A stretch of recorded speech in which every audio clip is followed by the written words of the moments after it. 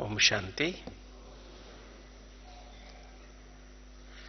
हमारा मन सदा कैसे खुश रहे। सभी का मन खुश है? सभी खुश हैं? जैसे बाबा ने कल कहा, हमारा कल मीठे बाबा ने कितनी अच्छी मुरली हम सबके लिए चलाई है।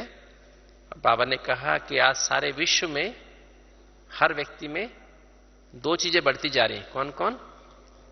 चिंता और भय। मन के रोग सबको हैं, सबका मन रोगी हो गया है। तो मन को हम निरोगी कैसे बनाएं, सदा खुशनुमा कैसे बनाएं, और साथ साथ तन के भी रोग बहुत बढ़ गए हैं। तन के भी देखो तो रोग, आज कहते हैं 100 लोगों को 200 बीमारियां हैं। बीमारियां कम नहीं हुई हैं। डॉक्टर्स जैसे से बड़े हैं, हॉस्पिटल जैसे से बड़े हैं, बीमारियां कम हुई ज्यादा हुई हैं? ज्यादा हो गई हैं। तन के रोग भी बढ़ गए, मन के रोग भी बढ़ गए। तो आज हम उनको बहुत गहराई से अध्ययन करेंगे कि मन के रोग क्यों बढ़े, तन के रोग क्यों बढ़े, और उनका हम कैसे राजयोग द्वारा, क्योंकि बाबा कहते हैं राजयोग द्वारा ही इस विश्व को हमें क्या बनाना है? Ever healthy, ever wealthy, ever happy बनाना है। तो उसमें पहले एवर हेल्दी आता है ना? तो आज हम इसकी बहुत ही अच्छे से गहराई में बाबा की मुरलियों के आधारित करते हुए, साथ साथ विज्ञान का भी आपस में बैलेंस करते हुए इसी गहराई में हम जाएंगे।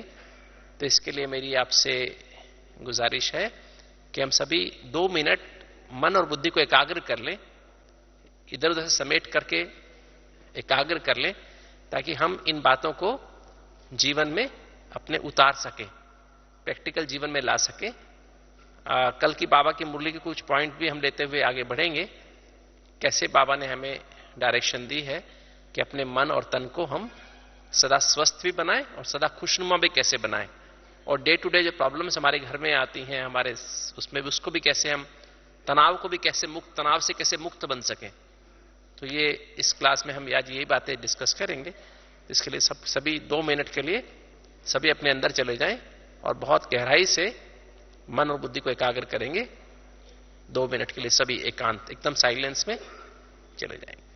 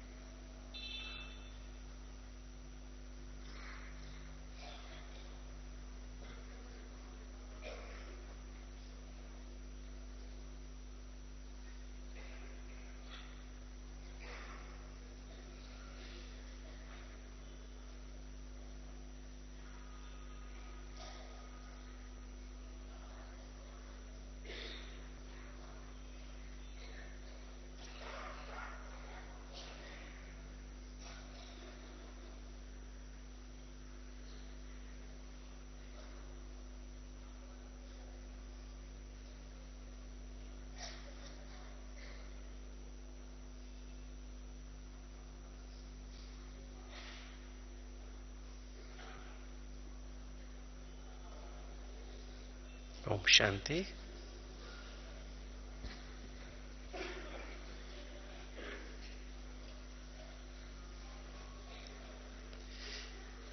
जैसा कि आप सबको पता है, जैसे हम अभी आपसे बात भी कर रहे थे, कि आज सारे विश्व में एक भी मनुष्य ऐसा नहीं है जिसको कोई ना कोई रोग ना हो।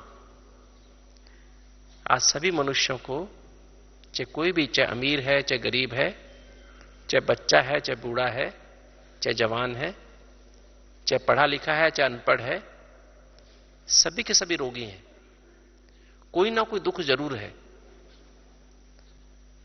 अगर हम शरीर के रोगों की बात करें तो आज लगभग 100 लोगों को 200 रोग हैं। अगर हम किसी भी शहर की बात करते हैं, उसमें 100 लोगों में से 30 लोगों को हाई ब्लड प्रेशर है, 12% लोगों को डायबिटीज है,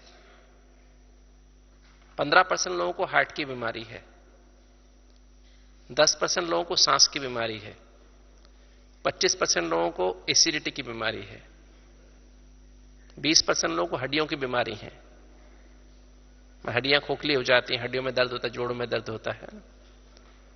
10% लोगों को आंखों की, नाक कान गले की बीमारियां हैं, 5 से 10% लोगों को स्किन की बीमारियां लगी हुई हैं, 5% लोगों को कैंसर है, लगभग 5% लोगों को हार्मोन्स की डिजीज है, थायराइड की प्रॉब्लम्स है और दूसरी तरह की बीमारियां हैं। तो लगभग देखें तो 100 लोगों को 200 बीमारियां हैं, एवरेज है ना। अगर मन के रोगों की बात करें तो 100 में से 10 लोग तो उदास हैं, डिप्रेशन में है। 100 में से 10 लोगों को नींद नहीं आती है, दवाई खा के सोते हैं, दवाई खा के भी कई बार नींद नहीं आती है। और चिंता तो सबको है। आप में से कोई ऐसा जिसको कोई चिंता ना हो? हाथ उठाएं जिनको चिंता बिल्कुल नहीं है। देखो 4-5 लोगों ने हाथ उठाया, 10 लोगों ने, है ना। नीचे नीचे कर लीजिए। अच्छा, आप में से कितने लोग चिंता करना चाहते हैं? हाथ उठाओ जो चिंता करना चाहते हैं। कोई चिंता नहीं करना चाहता, फिर भी 95% लोग चिंता करते हैं। वो 5% जिन्होंने हाथ उठाया वो भी शायद चिंता तो करते हैं। अच्छा, आप में से गुस्सा करना कितने जो नहीं चाहते हाथ उठाओ, जो गुस्सा नहीं करना चाहते हैं। अच्छा, जो करना चाहते हैं हाथ उठाओ, नीचे कर। जो गुस्सा करना चाहते हैं हाथ उठाओ। कोई गुस्सा नहीं करना चाहता। और जो गुस्सा नहीं करते कभी, हाथ उठाओ। जो गुस्सा कभी नहीं करते हैं 100%। सिर्फ 1, 2, 3, 4, 5 लोगों ने हाथ उठाया। सिर्फ 5 पांडव हैं, है ना। तो ये चिंता करना, गुस्सा करना, उदास होना, थोड़ी थोड़ी बात में डर लगना, और या दूसरों में दोष निकालना, समय का जल्दीपन रहना, दूसरों के प्रति वैर भाव रखना, ईर्ष्या रखना, है ना। ये सब मन के रोग हैं जो आज सबके अंदर व्याप्त है। गरीब से गरीब में भी हैं, अमीर से अमीर में भी हैं, बहुत पढ़े लिखे उनमें भी हैं, डॉक्टर्स में भी हैं, इंजीनियर्स में भी हैं, है ना। सभी आईएएस ऑफिसर्स में भी हैं, पॉलिटिशियंस में भी हैं, सब में कोई भी ऐसा व्यक्ति नहीं जिसमें मन के रोग ना हो। तो क्या किया जाए? ऐसे में क्या करें? और जो हमारी ट्रेनिंग है, डॉक्टर्स को जो ट्रेनिंग दी जाती है, उसमें कहीं भी सिर्फ बॉडी के बारे तो पढ़ाते हैं कि मन के बारे में कुछ भी नहीं पढ़ाते हैं। और अभी ये सिद्ध हो गया है, 1976 के पहले नहीं मानते थे, किंतु 1976 के बाद, 1976 के बाद ये मानना शुरू किया कि बीमारी पहले मन में पैदा होती है, मन से फिर शरीर में आती है, फिजिकल बॉडी में आती है। और उस समय 1976 में मानते थे 70% रोग जो है पहले मन में पैदा होते हैं, फिर बॉडी में आते हैं। किंतु आज 2000 के बाद 2010 में यह माना जाता है लगभग हर रोग, चाहे कोई भी रोग हो, 100% रोग जो है मन में पहले पैदा होते हैं। इवन एक्सीडेंट जो होते हैं वो भी मन से होते हैं। जुकाम भी, उसमें भी मन का रोल है। हड्डियों के दर्द में भी मन का रोल है, सिर दर्द में भी मन का रोल है, हर चीज में, हार्ट डिजीज में, डायबिटीज में, ब्लड प्रेशर में, गैस बनना, एसिड बनना, बदहजमी होना, कब्जी होना, सब में मन का रोल है। और जो बीमारी शब्द है ना, बीमारी इंग्लिश में कहते हैं डिसईज, डिजीज शब्द है ना, डिजीज, अगर उसको संधि विच्छेद करें तो क्या बनेगा? डिसईज। डिसईज माना लॉस ऑफ ईज, मतलब शांति खत्म हो जाना, अंदर की शांति खत्म हो जाना, उसको बीमारी कहते हैं। और जो बीमारी शब्द है ना, उसके भी दो, उसका भी संधि विच्छेद करें तो क्या बनता है? बी माना भय, मारी माना बने रहना, अर्थात भय बने रहना। जब आप लंबा समय भय की स्थिति में रहते हैं, डर की स्थिति में रहते हैं, इनसिक्योरिटी, असुरक्षित भावना में रहते हैं, तो आपके अंदर रोग जन्म लेते हैं। और आपने देखा है कि जैसे कल बाबा ने भी मुरली में कहा कि अभी तरह तरह के रोग पैदा होंगे, प्रकृति में परिवर्तन हो रहे हैं, मन में भी लोगों के परिवर्तन हो रहे हैं, तरह तरह के रोग, नए नए प्रकार के रोग, जैसे HIV एड्स आया, फिर चिकनगुनिया आया, अभी फिर बर्ड फ्लू आया, अभी कौन आया? अभी स्वाइन फ्लू आया, है ना? तो तरह तरह के, अभी क्या हो रहा है, जितने भी बैक्टीरिया हैं, वायरस हैं, उनमें म्यूटेशन हो रही है। म्यूटेशन समझते हैं? उनके जीन्स में ऐसे परिवर्तन हो रहे हैं कि जिन चीजों से वो कीटाणु मर जाया करते थे, वो दवाई इसका उस पर असर ही नहीं होगा। दवाई देने के बाद भी कीटाणु नहीं मरेंगे। अभी टीबी के कीटाणु भी जो पहले दवाई से मर जाते थे, मरते ही नहीं है। आम जो जितने भी गले खराब के इन्फेक्शन के कीटाणु होते थे, निमोनिया के कीटाणु होते थे, पेट के खराब के कीटाणु होते थे, दवाइयों से मर जाते थे। किंतु अभी नए जो कीटाणु आ रहे हैं, वो दवाई से मरते ही नहीं है। तो अब ये स्थिति आकर के पहुंची है कि अब, इसलिए कल बाबा ने कहा डबल डॉक्टर्स, सिंगल डॉक्टर भी काम नहीं आएंगे। सिंगल डॉक्टर्स के तो आने से बीमारियां बढ़ती जा रही हैं, है ना? 1960 में जो 100 में से एक आदमी को हार्ट की बीमारी होती थी, आज 100 में से 15 लोगों को हार्ट की बीमारी होने लगी है, बढ़ गई है। 60 साल की उम्र में हार्ट अटैक आता था 1960 में, आज 25 साल के आदमी को हार्ट अटैक आ जाता है। पहले ब्लड प्रेशर 1 या 2% लोगों को होता था, आज 30% लोगों को हाई ब्लड प्रेशर है, 14% बच्चों को हाई ब्लड प्रेशर हो गया है ना? तो दिन पे दिन सब तरह के रोग बढ़ते ही जा रहे हैं, बढ़ते ही जा रहे हैं, बढ़ते ही जा रहे हैं। तो क्या करें ऐसी हालत में? कारण क्या है? आप क्या समझते हैं, क्या कारण है रोगों को बढ़ने का? पहले भाई बताएं, क्या कारण है रोगों को बढ़ने का? रोग क्यों बढ़ रहे हैं? हैं जी? चिंता से, तनाव से, और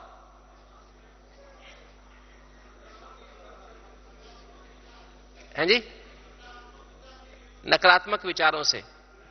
और बहनें बताएं, हैं जी, इच्छाएं बहुत ज्यादा हो गई हैं, और एक जना बताओ ना खड़े होकर।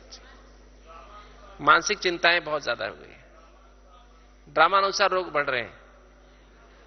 ठीक है, ये भी अच्छा आंसर है ना, इसमें ड्रामा में सब कुछ आ गया है ना? ठीक है, हैं जी, देहभान से रोग बढ़ रहे हैं। ठीक,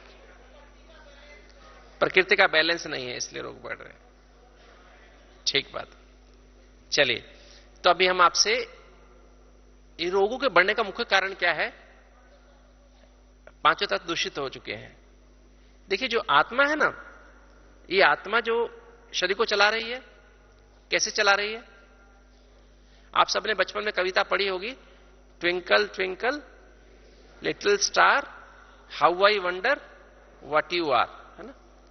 तो जो कवि था ना, जिस कवि ने कविता लिखी थी, उस कवि ने जब कविता लिखी है तो उसका दिन में एक फ्रेंड था, बहुत ही क्लोज फ्रेंड था, उसकी डेथ हो जाती है।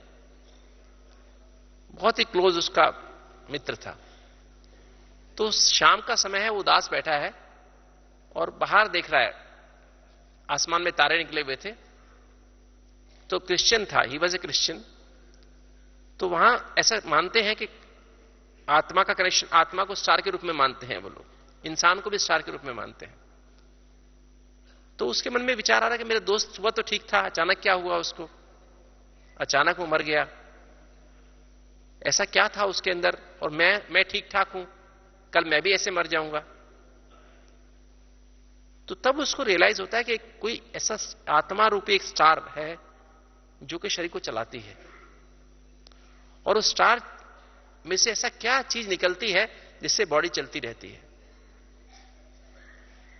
और जब तक वो स्टार चमकता रहता है तो सब कुछ काम करता है, और स्टार निकल जाता है तो कुछ भी काम नहीं करता है। इसलिए उसने कविता क्या लिखी, twinkle twinkle little star how I wonder what you are. मतलब वो आश्चर्य खा रहा है कि ये सितारा कैसे बॉडी को चलाता है। उसको तो ज्ञान मिला नहीं था। ज्ञान मिला था उसको, सेंटर में आया था क्या? वो सेंटर में आया नहीं, तो उसको पता नहीं था कि कैसे आत्मा शरीर को चलाती है। आत्मा की 3 शक्तियां मन बुद्धि संस्कार होते हैं, आत्मा से 7 एनर्जी बॉडी में निकलती हैं, उसको पता नहीं था। इसलिए उसने लिखा how I wonder what you are. और हम कैसे गाएंगे, twinkle twinkle little star now I know what I am. नहीं, हम ऐसे नहीं गाएंगे ना व्हाट यू आर। तो हमें तो पता है ना आत्मा कैसे शरीर को चलाती है, क्योंकि बाबा ने हमें ज्ञान दिया है। तो आत्मा से 7 एनर्जी निकलती रहती हैं। आत्मा जैसे इस बल्ब से दो एनर्जी निकल रही है। कौन कौन सी? लाइट और हीट। लाइट भी निकल रही है, प्रकाश भी निकल रहा है, और गर्मी भी निकल रही है। इससे 2 एनर्जी निकल रही है। ऐसी आत्मा जब शरीर में प्रवेश करती है तो आत्मा से 7 एनर्जी निकलती है, और 7 एनर्जी सारी बॉडी में फैल जाती है, और 7 एनर्जी से ही शरीर का निर्माण होता है। कौन कौन सी एनर्जी है वो? पहली एनर्जी है ज्ञान। ज्ञान यहां से निकलता है और सारी बॉडी में फैल जाता है। ज्ञान क्या नहीं, कैसे ज्ञान का विस्तार तो बहुत बड़ा है, किंतु सार रूप में कहें तो ज्ञान का सार रूप में क्या है? ज्ञान ABCD। ABCD। तो ABCD क्या ज्ञान हुआ? A फॉर आत्मा, A फॉर, बोलो सभी, A for, B for Baba, C for connection, है ना। मतलब आत्मा, परमात्मा और कनेक्शन, सर्व संबंध मेरे उसके साथ है। और D फॉर ड्रामा, अर्थात संसार रूपी ड्रामा में हम सब एक्टर्स हैं, और हम सबका एक्यूरेट पार्ट इस ड्रामा में है। इसलिए जो हुआ अच्छा हुआ, जो हो रहा है अच्छा हो रहा है, जो होने वाला है बहुत अच्छा होने वाला है। तो ये जो साउंड है, यहां से एक तरह की साउंड यहां से निकलती है, और पूरी बॉडी में हमारी सेल्स लगभग 70,000 बिलियन सेल्स हमारी बॉडी में होती हैं। 70,000 बिलियन सेल्स। 1 बिलियन में 100 करोड़ होते हैं। जैसे एक मकान ईंटों से बना होता है ना, ऐसा हमारा बॉडी कोशिकाओं से बनी, सेल्स से बनी होती है। तो एक तरह की, जैसे आपने सुना होगा, एक तो साउंड होती है जो हम सुन रहे हैं, जो आप मैं बोल रहा हूं आप सुन रहे हैं ना। एक अल्ट्रासाउंड होती है। अल्ट्रासाउंड कानों से सुनाई नहीं देती है, किंतु वो भी एक साउंड है। जैसे हमें अगर समुद्र की गहराई नापनी है तो हम क्या करते हैं?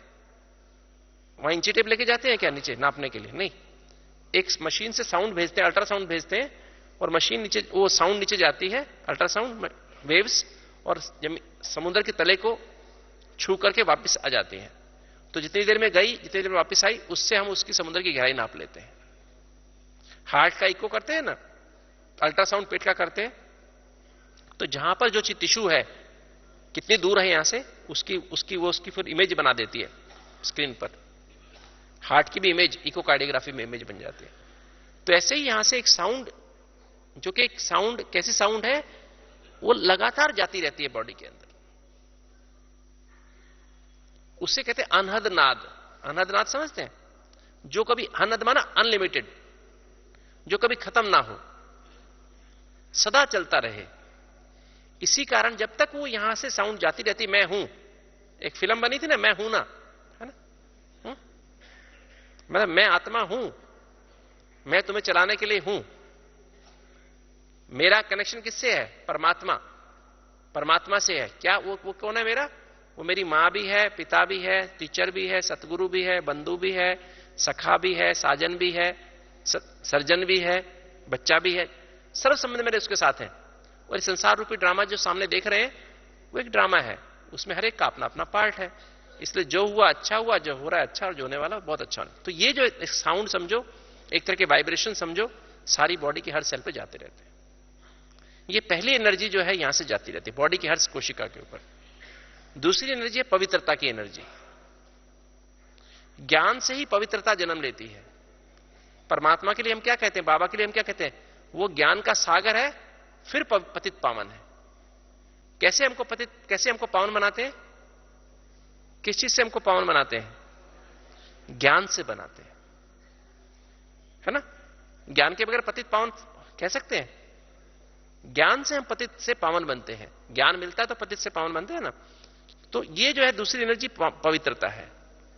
तीसरी एनर्जी शांति है। तो ज्ञान से पवित्र, जब एबीसीडी आया बुद्धि में तो मन पवित्र हुआ ना।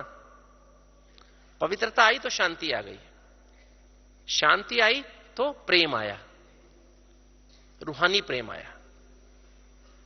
रूहानी प्रेम आया तो अतीन्द्रिय सुख आया। अतीन्द्रिय सुख माना एक होता है इंद्रियों का सुख। इंद्रियों का सुख माना खाने का सुख, देखने का सुख, सुनने का सुख, बोलने का सुख, छूने का सुख, है ना। ये इंद्रियों का सुख है।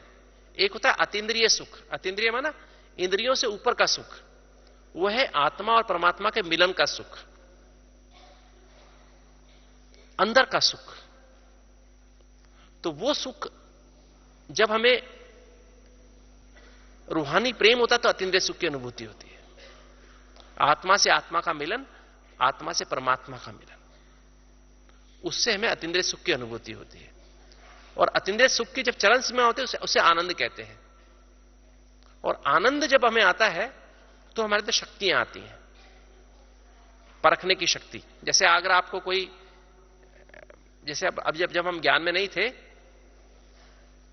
बाबा जब हमें नहीं मिला था, तो कोई चीज खानी होती तो हम क्या करते थे, किसी के पास बहुत अच्छी चीज मिलती थी ना, किसी के पास दूर है, मान लीजिए हमसे कोई दुकान बहुत दूर है, 10 किलोमीटर दूर भी है, किंतु उसकी चीज बहुत अच्छी मिलती है, तो 10 किलोमीटर भी उसके पास चीज लेने के लिए जाएंगे कि उसकी चीज बहुत अच्छी बनाता है, उसके पास जाएंगे, है ना।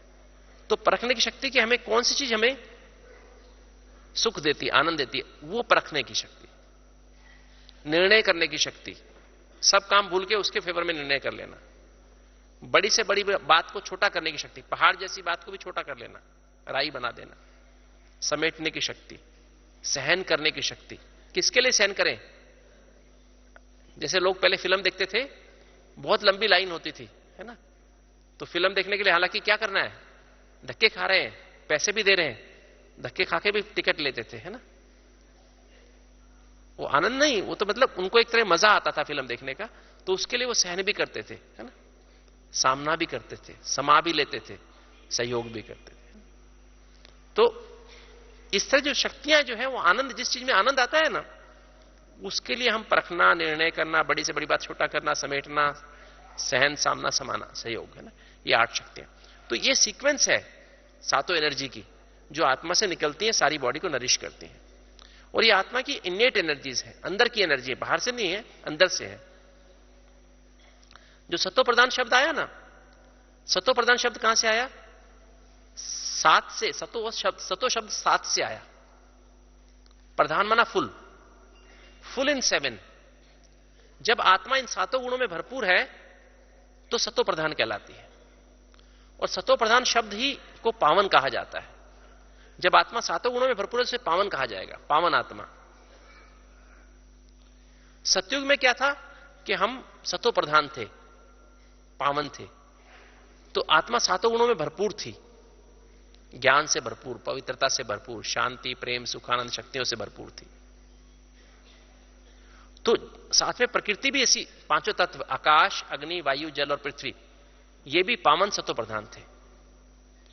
तो उस समय जो ऑक्सीजन थी धरती पर, आज धरती पर 20% ऑक्सीजन है, उस समय धरती पर ऑक्सीजन 50% थी सतयुग में। वो आप मुझसे पूछेंगे वो कैसे पता आपको 50% ऑक्सीजन थी?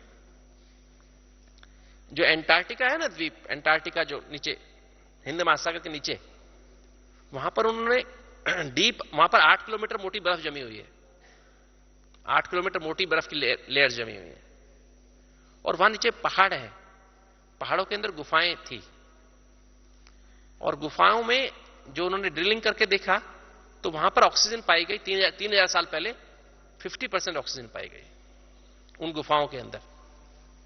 तो वो कहते हैं कि 3-4 हजार साल पहले उन गुफा मतलब धरती पर 50% ऑक्सीजन थी। आज 20% ऑक्सीजन, तो हमारा रंग कैसा है? लाल है ना, आज भी लाल है ना। आप सोचो 50% ऑक्सीजन धरती पर होगी तो उस समय कैसे आदमी लाल होते होंगे, कैसे लाल होते होंगे, सोचो जरा। तो वहां सोने जैसी काया कहते हैं ना, सोने जैसी काया, कंचन काया। 20% जहां ऑक्सीजन है तो आज मच्छर मक्खी है। कि सतयुग में क्या होगा? ये मच्छर मक्खी कहां रहते हैं? छिपकली कहां रहती हैं? सांप कहां रहते हैं? जहां ऑक्सीजन कम होती है, बिलों में रहते हैं। चूहे कहां रहते हैं? जहां बिल होते हैं, जहां ऑक्सीजन कम होती है। ऑक्सीजन खूब सारी हो तो वहां एक भी मच्छर मक्खी जिंदा नहीं रह सकता, कोई वायरस बैक्टीरिया जिंदा नहीं रह सकता। तो वहां पर इसे सतयुग में 50% ऑक्सीजन है, ना मक्खी है, ना मच्छर है, ना वायरस है ना, ना बैक्टीरिया है, ना चूहा है, ना सांप है, ना छिपकली है ना।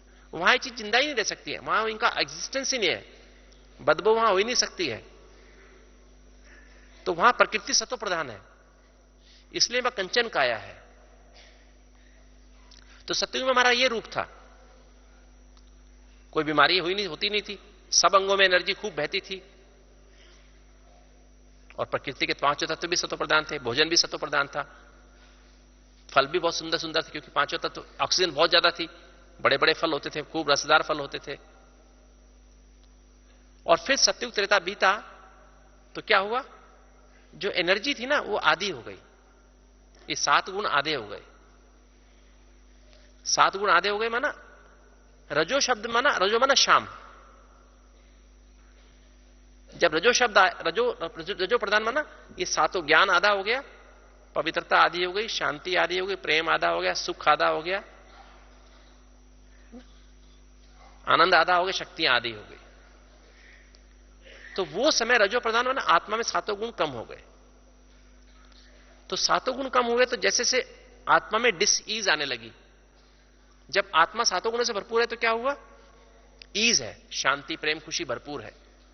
जब वो कमी 50% से कम 49% हुआ, 48%, 45% हुआ, तो क्या हुआ? डिसईज होने लगी, लॉस ऑफ ईज। पहले मन में आई, फिर बॉडी में आने लगी, और उससे रोगों का जन्म हुआ। तो रोग क्यों आए? इन 7 गुणों की कमी से आए। 7 गुणों की कमी से ये रोग पैदा हुए, मन के रोग भी, तन के रोग भी। फिर आ गया कलयुग। कलयुग आते आते ये 7 गुण और कम हो गए। तमो प्रधान, तमो मीन्स अंधेरा, रात। तो 7 गुण जब लगभग ना के बराबर रह गए तो ये अंगों में एनर्जी जानी कम हो गई, और अंगों में एनर्जी जानी कम हो गई तो ये हमें तरह तरह के रोग हमें फील होने लगे। अब जैसे दिमाग के लिए कौन सा 7 एनर्जी बॉडी के लिए, हर अंग के लिए आवश्यक है, तो एक गुण एक अंग के लिए स्पेशल है। जैसे हम एग्जांपल देते हैं ना कई बार, मान लीजिए आपको चाय बनानी है, चाय बनाने के लिए क्या चाहिए आपको? 4 चीजें चाहिए। गैस वगैरह तो घर में है, ठीक है आपके, पर 4 चीजें चाहिए। क्या चाहिए? एक तो पानी चाहिए, चाय की पत्ती चाहिए ना, दूध चाहिए, चीनी चाहिए। किंतु किसके बगैर चाय नहीं बनेगी? किसके बगैर चाय नहीं बनेगी? अगर पानी ना हो तो भी चाय बन सकती है ना? नहीं बन सकती है। दूध में चाय की पत्ती डाल दो तो चाय बन जाएगी ना? नहीं। अगर चीनी ना हो तो भी बिना चीनी की चाय बन जाएगी? नहीं। अगर दूध ना हो तो बिना दूध की चाय बन जाएगी। किंतु अगर चाय की पत्ती ना हो तो क्या होगा? चाय बन ही नहीं सकती। इसी तरह से जो आत्मा से 7 गुण जो निकल रहे हैं ना, बॉडी के हर अंग को चाहिए, किंतु एक गुण स्पेशल है एक अंग के लिए। दिमाग के लिए कौन सा गुण चाहिए? ज्ञान चाहिए। अगर ज्ञान ना हो तो दिमाग को दिमाग कहेंगे क्या? तो आत्मा ज्ञान के द्वारा दिमाग को नरिश करती है, एबीसीडी के द्वारा। माध्यम क्या है? मन। मन माना टीम। मन क्या चीज है? मन के 4 एस्पेक्ट है, उसे इंग्लिश में कहते हैं team. T for thoughts, thoughts माना विचार, संकल्प। ई फॉर इमोशंस, इमोशंस माना भावनाएं। ए फॉर एटीट्यूड्स, मतलब वृत्ति। और एम माना मेमोरीज, स्मृति। तो स्मृति, वृत्ति, भावना और संकल्प, ये चारों मन से पैदा होते हैं, मन के अंदर है। मन की 4 एस्पेक्ट है। तो ये सातों एनर्जी मन के माध्यम से होती है, बॉडी में जाती है। अगर अब ज्ञान को दिमाग में जाना है, कैसे जाएंगी? यहां ज्ञान है, आपने जैसे आप ज्ञान सुन रहे हैं, और ये दिमाग में जाके स्टोर होना चाहिए, तभी तो आगे काम आएगा, नहीं तो काम ही नहीं आएगा। तो कैसे जाएगा? अगर मान लीजिए मेरी स्मृति मन के बारे, ज्ञान के बारे में नेगेटिव है, मैं पहले बहुत सारे जगह पर गया हूं ज्ञान सुनने के लिए, राधा स्वामी में गया, आशाराम बापू के पास गया, स्वामी नारायण में गया, किंतु मुझे लगता है कि नहीं, ये सब लोग ऐसी फालतू की बातें करते हैं, इनमें कोई तथ्य तो होता ही नहीं है। जैसे आज की मुरली में था ना, लोग बस कुछ बातें सुना देते हैं, फिर कुछ कहते पैसे चढ़ा दो। बाबा ने आज कहा ना, कितनी भक्ति मार्ग में कितनी मेहनत करनी पड़ती है। तो हम क्या समझते हैं बैठ करके, बस स्मृति, जो पुरानी स्मृति नेगेटिव है, एटीट्यूड यहां पर बैठ के सुन रहे हैं किंतु नेगेटिव एटीट्यूड है, भावना नेगेटिव है, संकल्प कुछ और चल रहे हैं। तो मैं भले ज्ञान आप सुन रहे हैं, कान सुन रहे हैं, आंखें देख भी रही हैं, किंतु क्या दिमाग में जाके बैठेगा ज्ञान? नहीं बैठेगा, वो यहीं ब्लॉक हो जाएगा। तो मन माध्यम है जिससे एनर्जी आत्मा से होती कहां जाती है? ब्रेन में जाती है। तो आत्मा ज्ञान से दिमाग को नरिश करती है। जितना अधिक ज्ञान आत्मा में है, उतना ही दिमाग आपका अधिक क्रिएटिव होता है। क्रिएटिव माना अधिक नई नई बातें सोच सकता है, नई रिसर्च कर सकता है, अर्थात उसको अंदर इंटेलिजेंस भी होती है, इमोशनल इंटेलिजेंस भी होती है, और स्पिरिचुअल इंटेलिजेंस भी होती है। 3 तरह की इंटेलिजेंस होती है ना। एक कहते हैं इंटेलिजेंट, फिजिकल इंटेलिजेंस कहते हैं, एक इमोशनल, ताकि दूसरों को सहयोग दे सके, एक स्पिरिचुअल इंटेलिजेंस, हम सबको बराबर समझे, और चौथी आजकल एक और क्यू आया है, उसे कहते हैं हैप्पीनेस क्वोशिएंट, HQ कहते हैं, अर्थात सदा खुश रहे। वो भी दिमाग में ही होती है, दिमाग से ही। वो भी आत्मा की, जब ये तीनों एनर्जी बैलेंस में होंगी ना, ज्ञान से जब दिमाग में ABCD जब क्लियर होगा, तो ही हमारा दिमाग खुश रहेगा। बाबा भी कहते हैं ना, अगर ज्ञान होगा बुद्धि में तो क्या होगा? अपार खुशी में गदगद होते रहेंगे। तो ये जो है, ज्ञान से आत्मा दिमाग को नरिश करती है। पवित्रता से आत्मा 5 कर्मेंद्रियों को, आंख को, नाक को, मुख को, कान को और स्किन को, त्वचा को, और इम्यून सिस्टम को नरिश करती है। शांति से आत्मा लंग्स को, फेफड़ों को नरिश कर रही है। जितनी अधिक शांति होगी, उतना ही फेफड़ों से हम गहरा सांस ले सकते हैं, गहरा और धीरे धीरे सांस लेते हैं। जितनी चिंता होगा, डर होगा अंदर, तो सांस ऊपर ऊपर चलेगा, फास्ट चलेगा, जल्दी जल्दी चलेगा। होता है डर में क्या होता है? देखा है डर में क्या होता है? सांस जल्दी जल्दी चलता है और ऊपर ऊपर चलता है, छाती चलती अंदर बाहर होती दिखाई देती है। और जब बच्चा सो रहा होता है, आदमी सो रहा, तो क्या होता है? पेट अंदर बाहर होता दिखाई देता है। ऐसा होता नहीं होता है? तो पेट ऊपर अंदर बाहर होना माना नीचे फेफड़ों तक ऑक्सीजन जा रही है, और छाती ऊपर नीचे होना माना सिर्फ छाती ऊपर नीचे माना आधे फेफड़े में सांस जा रहा है, आधे में नीचे में नहीं जा रहा है, अर्थात बॉडी को ऑक्सीजन नहीं मिल रही है। राइट? तो कहा जाता है श्वास गिन के मिलते हैं इंसान को, साल गिन के नहीं मिलते हैं। 1 मिनट में हम 14 बार सांस लेते हैं। मान लीजिए 14 बार के हिसाब से, 1 मिनट में 14 बार के हिसाब से मेरे 10 साल बाकी हैं अभी। किंतु अगर मैं हर समय चिंता में रहूं, गुस्से में रहूं, तो क्या होगा? मेरे श्वास 14 की बजाय 1 मिनट में 25 बार चलेंगे, 30 बार भी चलेंगे। तो जो श्वास 10 साल चलने थे, वो श्वास क्या होंगे? 5 साल में खत्म हो जाएंगे। मुझे 5 साल में शरीर छोड़ना पड़ेगा। इसकी बजाय मैं अपने को आत्मा समझ के परमात्मा को याद करता रहूं, बाबा को याद करता रहूं, तो क्या होगा?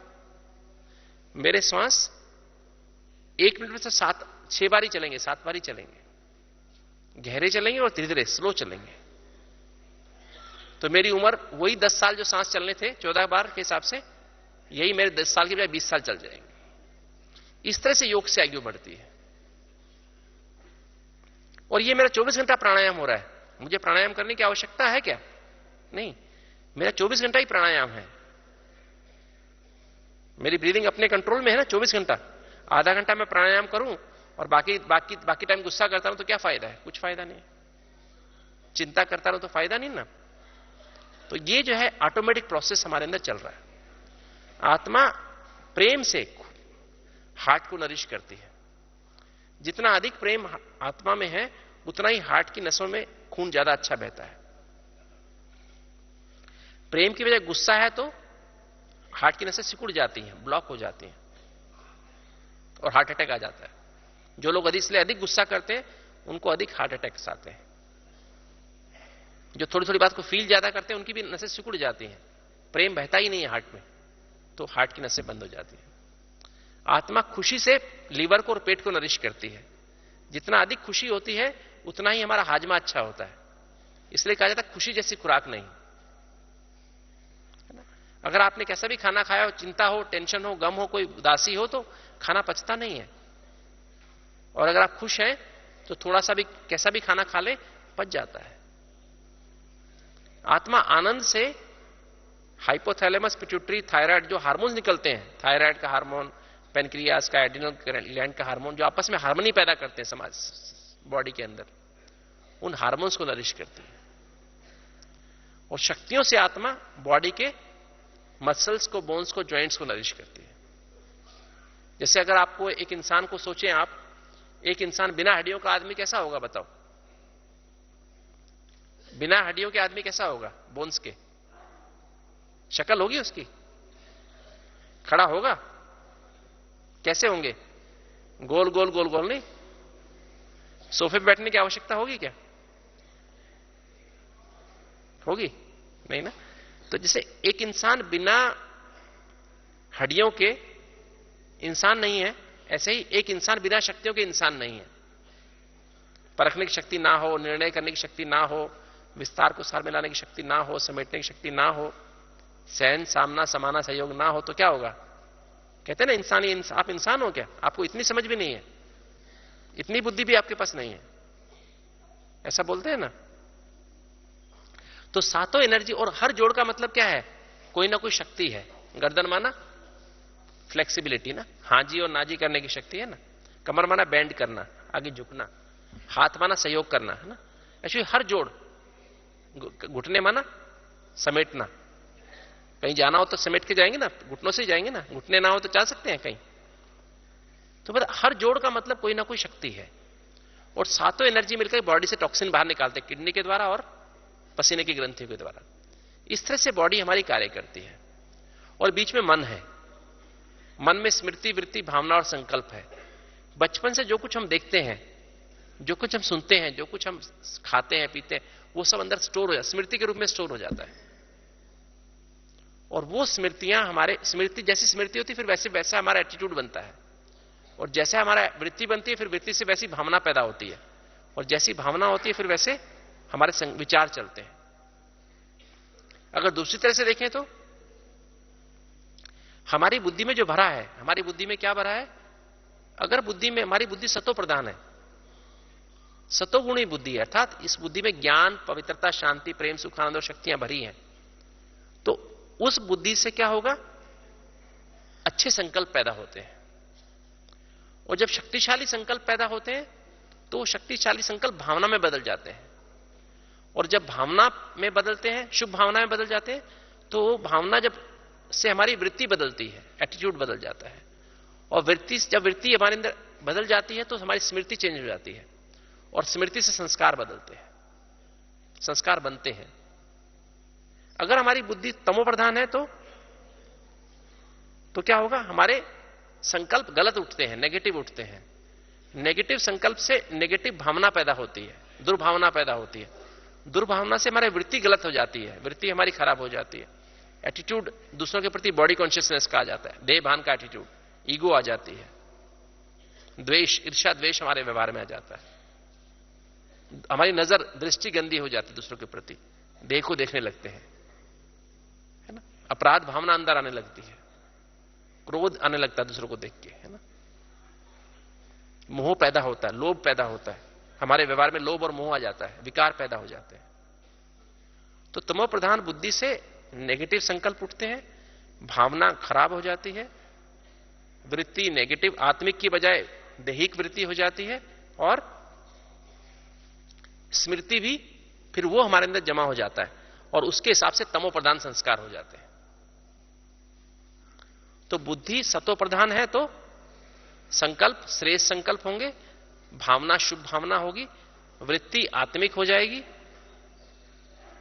और स्मृति में बाबा आ जाएगा, संस्कार हमारे फरिश्तों के हो जाएंगे, देवताई संस्कार हो जाएंगे। अब तो अभी बाबा ने हमें क्या दिया है?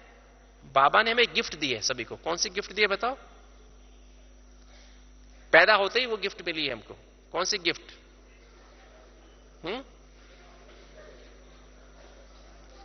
दिव्य सतो प्रधान बुद्धि, दिव्य सतोगुणी बुद्धि। अभी संडे को मुरली चली थी, एक संडे की मुरली थी, 71 की मुरली थी। हमें पैदा होते एक गिफ्ट मिली है बाबा से। वो कौन सी मिली है? दिव्य सतोगुणी बुद्धि। देवी माने देवी, सतोगुणी माने जिसमें सातों गुण भरे हुए हैं। तो हमको गिफ्ट मिली है, अब उस बुद्धि को हमें यूज करना है। हमारे पास पुरानी बुद्धि भी है, तमो प्रधान बुद्धि भी है, किंतु कई लोगों की आदत होती है, नई गिफ्ट मिलती है ना, उसको तो उठा के संदूक में रख देते हैं, अलमारी में रख देते हैं, और पुरानी चीज को यूज करते रहते हैं। बाबा के बच्चे भी ऐसे ही करते हैं। जो बाबा से गिफ्ट मिली उसको तो साइड में रख देंगे, और जब कार्य व्यवहार में आते हैं तो कौन सी बुद्धि यूज करते हैं? वही पुराने वाली। जब भाई बहनों से मिलेंगे ना यहां आके सेंटर पे या मधुबन में आके, तो दिव्य तो उस गिफ्ट को यूज करते हैं, और घर में लौकिक में वही पुरानी बुद्धि को यूज करते हैं। ये गलत है। अब जो पुरानी है ना हमारी बुद्धि, उसको यूज नहीं करना है। कौन सी बुद्धि को यूज करना है? जो बाबा से हमें गिफ्ट वरदान के रूप में मिली है, तो उस बुद्धि को यूज करके उससे संकल्प करने हैं। अर्थात जो बाबा हमें मुरली सुनाते हैं ना, आज बाबा ने क्या कहा, जैसे आज की बाबा ने मुरली कहा ना, विचार सागर मंथन करो, सुबह सुबह उठते ही उगारो, आज बाबा ने क्या कहा, आज बाबा ने क्या कहा, आज बाबा ने क्या कहा। तो उसको जितना हम यूज करेंगे संकल्प को। सबसे बड़ी बात क्या है? आज आत्मा में तो एनर्जी कम है, किंतु मन हमारा नेगेटिव हो गया है, हमारी टीम नेगेटिव हो गई है, स्मृति वृत्ति भावना और संकल्प नेगेटिव हो गए। उसको कैसे पॉजिटिव बनाए, वो हमको बदलनी है खुद को। बाबा ने बुद्धि हमको दी है, किंतु मन और संस्कार हमको परिवर्तन करने हैं। तो जब मन और संस्कार परिवर्तन करेंगे तो वो एनर्जी जो बाबा से हम अमृत वेले लेते हैं, कल बाबा ने मुरली में कहा कि अमृत वेले बहुत अच्छा पावरफुल योग करते हैं, किंतु जब कर्म में आते तो क्या होता है? जब कर्म योगी बनते हैं तो क्या होता है? कार्य व्यवहार में वो स्थिति खत्म हो जाती है, वो टेंशन नहीं रहता है, हमारा सम्मान नहीं रहता है हमारे अंदर। मैं आत्मा करावनहार हूं, कर्मेंद्रिया करणहार है, वो स्थिति खत्म हो जाती है। तो इसके लिए हमको क्या करना पड़ेगा? इसके लिए जो बाबा ने दिव्य सतोगुणी बुद्धि हमको गिफ्ट दी है, वरदान दिया है, उसको बार बार यूज करें, उसी को हर समय यूज करें। उसमें क्या लिखा है? उस गिफ्ट में क्या है? ABCD। पहली एनर्जी का ABCD। मैं आत्मा हूं, परमात्मा की संतान हूं, मेरे सरस संबंध उसके साथ है। इस संसार रूपी ड्रामा में हर आत्मा का अपना अपना पार्ट है। इसलिए जो हुआ अच्छा हुआ, जो हो रहा है अच्छा हो रहा है, जो होने वाला बहुत अच्छा होने वाला। इसलिए बेफिक्र बादशाह हूं, बेगमपुर का बादशाह हूं। पवित्रता, शांति, प्रेम, सुख, आनंद और शक्तियां, ये एनर्जी मुझसे यहां से निकल के सारी बॉडी में जा रही, इससे ही मेरी बॉडी चल रही है। परमात्मा मेरा पिता है, वो ज्ञान का सागर, पवित्रता का सागर, शांति का सागर, प्रेम का सागर, सुख का सागर, आनंद का सागर, शक्तियों का सागर है। मुझे रोग क्यों आए? मुझे रोग क्यों आए? मन के रोग क्यों आए हैं? चिंता क्यों हुई? गुस्सा क्यों आता है? गुस्सा क्या चीज है? अंधेरा क्या चीज है बताओ? अंधेरा क्या चीज है? अंधेरा किसे कहते हैं? लाइट की कमी को अंधेरा कहते हैं ना, लाइट नहीं है तो अंधेरा कहते हैं। गुस्सा क्या चीज है? अंदर शांति और प्रेम नहीं है तो गुस्सा है ना। शांति और प्रेम अंदर नहीं हो तो गुस्सा कहेंगे ना, है ना। तो शांति और प्रेम आएगा तो गुस्सा रहेगा अपने अंदर, रहेगा। अंदर खुशी रहेगी तो चिंता आएगी क्या? अशांत मन रहता है, अगर शांति रहे तो अशांत हो सकता है मन? हो ही नहीं सकता है, नहीं हो सकता। हो सकता है अगर अंदर आनंद रहे तो उदास हो सकते हैं हम? तो ऐसे ये जो जितने भी मन के रोग है ना, ऐसे नहीं जाएंगे। इन 7 गुणों की कमी को ही मन के रोग कहते हैं। ये 7 गुण अंदर भर जाएंगे तो मन के रोग खत्म हो जाएंगे। हमारी स्मृति में 7 एनर्जी भर जाएंगी, स्मृति में 7 एनर्जी भर जाएंगी, वृत्ति में 7 एनर्जी भर जाएंगे, भावना में 7 एनर्जी भर जाएंगी, और हमारे संकल्पों में 7 एनर्जी भर जाएंगी। स्मृति में बाबा को बिठा दो तो वृत्ति अपने आप आत्मिक हो जाएगी। वृत्ति आत्मिक हो जाएगी तो सबके प्रति शुभ भावना शुभकामना आप ही हो जाएगी। जब हमारी भावना सबके प्रति शुभ भावना शुभकामना होगी तो अपने आप ही श्रेष्ठ विश्व कल्याण के संकल्प चलेंगे। नहीं ऐसा होगा तो हमारा मन क्या होगा? एकदम से क्या हो जाएगा? सुमन बन जाएगा। मन क्या बन जाएगा? सुमन। सुमन माना फूल, है ना। सुमन, सुमन माना अच्छा मन। तो फिर जब बाबा से हम सुबह सुबह अमृत वेले योग करते हैं ना, वो अमृत वेले 7 एनर्जी जो भरते हैं ना, वो 7 एनर्जी क्या होगी? मन के माध्यम से होती हुई, अभी तो मन ब्लॉक कर देता है एनर्जी को, फिर मन के माध्यम से होती सारी बॉडी के एक अंग में खूब बहेगी, खूब बहेगी। और एनर्जी बहेगी तो क्या होगा? तन के रोग भी आप ही खत्म हो जाएंगे। पेट को खुशी मिलेगी तो क्या होगा? हाजमा अच्छा हो जाएगा। दिल को प्यार मिलेगा तो दिल की नसें खुल जाएंगी, ब्लॉक खुल जाएंगे, बाईपास करने की आवश्यकता नहीं रहेगी, एंजियोप्लास्टी करने की आवश्यकता नहीं रहेगी। फेफड़ों को शांति मिलेगी तो सांस खूब बॉडी में ऑक्सीजन जाएगी। दिमाग में ज्ञान जाएगा तो क्या होगा? सिर का दर्द खत्म हो जाएगा। नहीं होगा? अगर आपके अंदर इम्यून सिस्टम जाए, आंखों में पवित्रता आएगी, नाक में, कान में,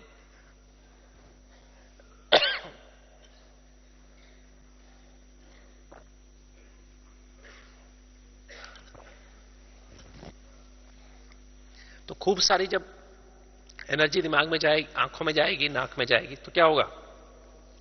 आपके 5 कर्मेंद्रियां क्या हो जाएंगे? एकदम कमल कमल जैसी हो जाएंगी। कमल नयन, कमल मुख, कमल करण, कमल नासिका, कमल हस्त। ऐसी एनर्जी भर जाएगी जैसे न्यारे प्यारे हो जाएंगे सब, किसी से अटैचमेंट खत्म हो जाएगी, है ना। इम्यून सिस्टम स्ट्रांग हो जाएगा। हार्मोन्स, थायराइड में या थायराइड की बीमारी ठीक हो जाएगी, डायबिटीज ठीक हो जाएगी, है ना। खूब आनंद में रहेंगे तो डायबिटीज खत्म। डायबिटीज क्यों होती है? मन में कड़वाहट होती है तो डायबिटीज होती है। फिर मीठा खाने को दिल करता है ना।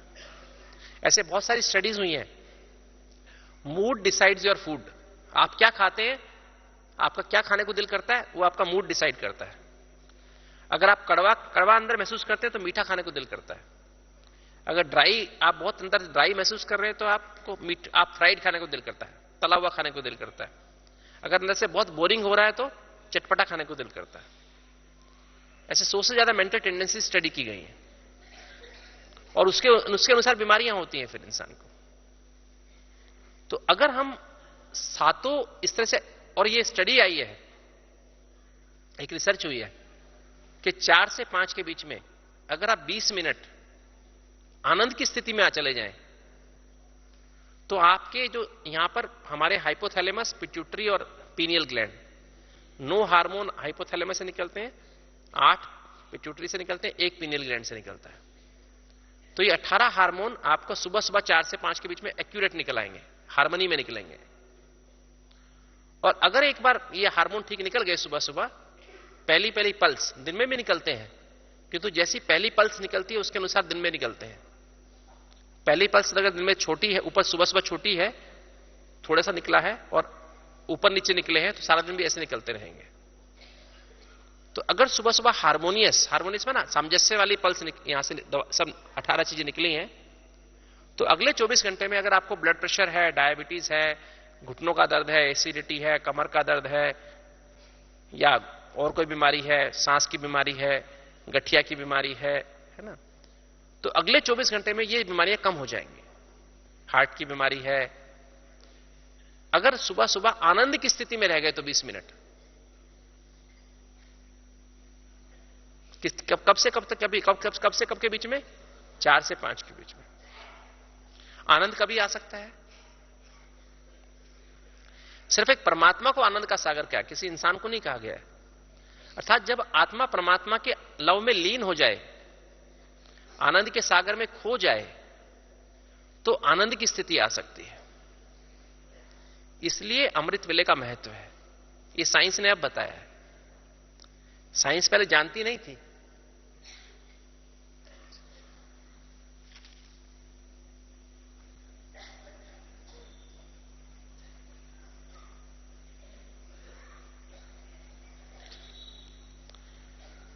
तो साइंस पहले ये बात जानती नहीं थी। तो अब हमको इसके लिए अभी ये प्रयोग हमको करना होगा। सुबह अमृत वेला बहुत पावरफुल चाहिए, आत्मा परमात्मा के प्यार में खो जाए, लवलीन हो जाए, तो ये सातों एनर्जी हमारे अंदर आएंगी और अगले 24 घंटे में हमारी हर बीमारी, शरीर का कोई भी रोग, मन का भी और तन का भी कम होता जाएगा। अगर हम ये सुबह सुबह राजयोग मिस कर देंगे, आधा घंटा का 20 मिनट का अनुभव मिस करेंगे, तो क्या होगा, ब्लड प्रेशर बढ़ जाएगा, डायबिटीज बढ़ जाएगी, शुगर बढ़ जाएगी, मतलब हमारी हड्डियों का दर्द बढ़ जाएगा, कमर का दर्द बढ़ जाएगा, ये एसिडिटी, जो भी रोग है वो अगले 24 घंटे में और बढ़ जाएगा। तो हमको ये अभ्यास करना है, आनंद की स्थिति का योग चाहिए। इसके लिए सुबह उठ के ब्रश करके, फ्रेश होके, मुंह हाथ धो के, बहुत जैसे किसी वीआईपी से मिलने जाते हैं ना, किसी बहुत बड़े वीआईपी से मिलने जाते, क्या करते हैं, बहुत तैयार होके जाते हैं ना, क्या सोते सोते चले जाते हैं, उठे, मुंह धोया नहीं, ऐसे उठे, चलो भी चलो वीआईपी से मिलके आते, प्रधानमंत्री से मिलना, चलो उठ के चले गए, ऐसे मिलते हैं क्या? प्रधानमंत्री से मिलना हो तो भी कितना तैयार होके जाते हैं, है ना? और यहां पर किससे मिलने जा रहे हैं? प्रधानमंत्री के पिताजी से मिलने जा रहे हैं ना? तो कैसे जाना चाहिए? जैसे जैसे किसी बड़े वीआईपी से मिलने, बड़े अच्छे तरह से सज धज के, बाल वगैरह कॉम करके अच्छे से ना, क्रीम शीम लगा के, है ना, अच्छे वाइब्रेशन के साथ, उमंग से, खुशी से बैठो योग करने, ऐसे नहीं, बहुत खुशी में आके बाबा को याद करो। और अमृत वेला कनेक्शन किसका लगेगा? जो सारा दिन आत्मिक स्थिति का अभ्यास करेगा, सारा दिन बाबा की श्रीमत पे चलेगा, उसको अगले दिन अमृत वेला पावरफुल लगेगा, नहीं तो पावरफुल नहीं होता है। सारा दिन, ये जो सारा दिन की स्थिति का, आज का सारा दिन आप कैसे रहे हैं, उसका इनाम अगले दिन है पावरफुल अमृत वेला। आपने सारा दिन अलबेलेपन में रहे, सोए भी अलबेलेपन में, तो अमृत वेला पावरफुल नहीं होगा। तो 4 से 5 ऐसे 20 मिनट पावरफुल, कम से कम 30 मिनट तो बहुत अच्छी बात है, पर 20 मिनट तो बहुत पावरफुल योग, एकदम बाबा की याद में, लवलीन बाबा की गोद में, बस परम धाम में, बिंदी मन बिंदी बाप को याद करना, निराकारी स्थिति जिसमें विक्रम विनाश होते हैं। और फिर 8 बजे तक चुप रहो, क्योंकि 8 बजे टेंशन वाले हार्मोन यहां से निकलते हैं एड्रिनल ग्लैंड से। तो सुबह से लेके 4 बजे से लेके 8 बजे तक जो कुछ आप टीम माना, जो विचार, भावनाएं, स्मृति, वृत्ति जो लेके मन में लेके आते हैं, उसके अनुसार टेंशन वाले हार्मोन निकलते हैं। अगर ज्यादा निकल गए तो क्या होगा, सारा दिन जल्दी चिंता, गुस्सा, अपने आप गुस्सा आता रहता है, चिंता आती रहती है, उदासी आती रहती है, क्योंकि 8 बजे वो हार्मोन निकलेंगे। नेगेटिव टीम अगर रखेंगे, सुबह से लेके 8 बजे तक नेगेटिव टीम हम करते हैं, अखबार पढ़ते हैं, मोबाइल करते हैं, दूसरों से बातें करते हैं, दूसरों से कोई बात नहीं करो। 8 बजे तक साइलेंस, एकदम बाबा की याद। और 7 से 8 मुरली, क्योंकि मुरली माना पॉजिटिव टीम, मुरली माना 100% पॉजिटिव स्मृति। हमें क्या बाबा स्मृति दिलाता है? आप कौन थे? देवी देवता थे। कौन से महल थे हमारे? सोने के महल थे, हीरे जवाहरात लगे हुए थे, है ना, पुष्पक विमान थे। क्या क्या स्मृति हमको आती है ना? हमारे संबंध कैसे होंगे वहां? बहुत मीठे होंगे। वृत्ति कैसी? आत्मिक वृत्ति, वहां तो नेचुरल आत्मिक वृत्ति है। भावना कैसी होगी? 100% शुभ भावना, शुभ कामना होगी। और संकल्प कैसे होते हैं? तो बाबा की मुरली माना 100% पॉजिटिव टीम। तो 7 से 8 मुरली सुन ली, तो मुरली भी बाबा की गोद में बैठ के सुनी, तो क्या होगा? आपके जो टीम एकदम पॉजिटिव हो गई ना, तो ये टेंशन वाले हार्मोन कम निकलते हैं, खुशी वाले ज्यादा निकलते हैं, तो सारा दिन खुशी में रहते हैं। फिर आपको जरा भी जल्दी, चिंता, गुस्सा, उदासी सारा दिन नहीं आएगी, एनर्जी खूब बहेगी अंगों में। और फिर आपको क्या करना है? शुद्ध सात्विक आहार। एनर्जी बॉडी से निकल के बाहर कैसे आएगी? जब आप शुद्ध सात्विक आहार ग्रहण करेंगे। शुद्ध माना परमात्मा की याद में बनाया हुआ, परमात्मा की याद में खाओ। फल, सब्जी, अंकुरित, है ना, दूध हल्का, बिना मलाई वाला, है ना। नहीं तो पहले ज्यादा मोटे हो जाएंगे, भूकंप आने शुरू हो जाएंगे धरती पे। भूकंप क्यों आ रहे हैं अभी ज्यादा धरती पर? क्योंकि लोग ज्यादा खा रहे हैं, है ना, फ्राइड पराठा, पकोड़ा, समोसा खाते हैं ना ज्यादा। ये राजसिक आहार है। पराठा, पकोड़ा, समोसा क्या? राजसिक आहार। इससे आलस आता है, अलबेलापन आता है। तामसिक आहार कौन सा? नॉन वेजिटेरियन, लहसुन, प्याज, है ना, बासी पदार्थ, ये सब तामसिक आहार है। तामसिक माना ये उत्तेजना पैदा करते हैं हमारे अंदर, विकार, काम, क्रोध, लोभ को पैदा करते हैं, मोह को पैदा, अहंकार पैदा करते हैं। तो ये ऐसे खाने नहीं खाने। हमको शुद्ध सात्विक आहार बाबा की याद में बनाओ, बाबा की याद में खाओ, समय पर खाओ, चबा चबा के खाओ। फिर रोज 45 मिनट सैर करो नाश्ते के पहले। कभी अंधेरे में सैर नहीं करनी है। सुबह लेटरिन जाके स्नान करके फिर बाबा की याद में 45 मिनट सैर करके आओ, फिर नाश्ता करो। शुद्ध सात्विक सैर। शुद्ध माना परमात्मा की याद में, सात्विक माना सातों गुणों को प्रयोग करते हुए। ज्ञान मेरे अंदर आ रहा है, पवित्रता आ रही है, शांति आ रही है, प्रेम, सुख, आनंद, शक्ति आ रही है। और फिर शुद्ध सात्विक नींद। शुद्ध माना सोने से पहले अपना सारा पोता मेल बाबा को दे दो। बाबा आज सारा दिन ये हुआ, सारा दिन ये मुझसे गलती हो गई, ये अच्छा काम हुआ, ये मेरे से बुरा काम हो गया, ये पुरानी बात याद आ गई। सच जैसे एक बच्चा अपनी मां को सब बातें बताता है ना, सब बातें बाबा को दे दो। फिर अपना चार्ट लिख के और बाबा की गोद में। हमारा घर कहां पर है? हमारा बेडरूम कहां है? ये जो हमारा बेड होता है ना, बेडरूम जो हमारा लौकिक बेडरूम है, ये हमारा है। ये तो हमारा क्या है? ये हमारा गैरेज है। ये हमारी बॉडी कार है। तो इस कार को बॉडी गैरेज में पार्क कर दो। हमारा रूम है, बेडरूम है सूक्ष्म वतन, और हमारा बेड कौन सा है? बाबा की गोद। तो वहां जाके सो जाओ। कहां जाके सोना है? गैरेज में मत सोना, है ना। हम लोग गैरेज में सो जाते हैं, इसलिए मच्छर मक्खी काटते हैं, सपने गंदे गंदे सपने, खराब खराब सपने आते हैं ना। तो कभी गैरेज में नहीं सोना आगे से ना। बाबा के बच्चे कभी भी गैरेज में नहीं सोते हैं। कहां सोते हैं? कहां सोते हैं? अपने बेडरूम में। और थोड़ी सी दवाई, डॉक्टरों से हमारा हिसाब किताब है ना, डॉक्टरों से लेन देन की है, कुछ पिछले जमाने की जन्म की लेन देन है, फार्मेसिस्ट से लेन देन है, थोड़ी सी ब्लड प्रेशर की दवाई, डायबिटीज, कुछ है हिसाब किताब, थोड़ा सा वो गोली भी खा लो, ताकि हमारे वो हिसाब किताब, डॉक्टर से हिसाब किताब भी चुकते हो जाए। तो इस तरह से सुबह 4 से 5 योग, फिर मुरली, और उसके बाद ये शुद्ध सात्विक आहार, शुद्ध सात्विक सैर, शुद्ध सात्विक नींद और शुद्ध सात्विक दवाई। बाबा की याद में दवाई खाओ, रोके मत। कई लोग रोके दवाई खाते हैं, फिर रोएंगे फिर खाएंगे दवाई, है ना। तो रोके नहीं खाओ, उसे भी बाबा की समझ में ड्राई फ्रूट समझ के खा लो। तो अगर आप ये करेंगे तो आपका मन भी सदा खुश रहेगा और बॉडी तो सदा ऐसे रहेगी फर्स्ट क्लास। और आपका ऑरा इतना बड़ा हो जाएगा, एनर्जी निकलने इकट्ठी होती जाएगी आपके आसपास, आपको कभी कोई रोग नहीं आएगा। मतलब आपके आसपास इतना सुंदर ऑरा बन जाएगा कि उसमें नेचर भी आपको अटैक नहीं कर सकेगी, प्रकृति भी आपको सहयोगी बनेगी, दासी बन जाएगी। जहां तक आपका ऑरा होगा वहां तक विनाश नहीं होगा। उस ऑरा के अंदर कोई व्यक्ति आएगा वो भी बच जाएगा। ओके, ओम शांति।